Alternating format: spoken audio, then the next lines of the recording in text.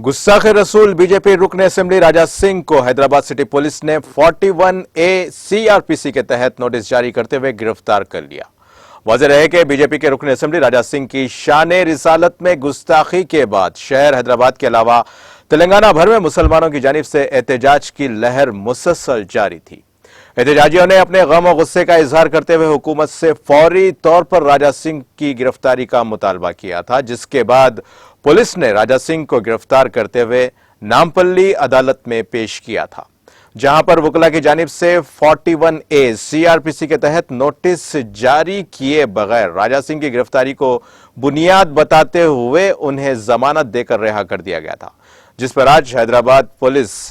City police ने गुस्ताखे रसूल राजा सिंह को 41A CRPC के तहत ताजा नोटिस जारी करते हुए उन्हें गिरफ्तार कर लिया।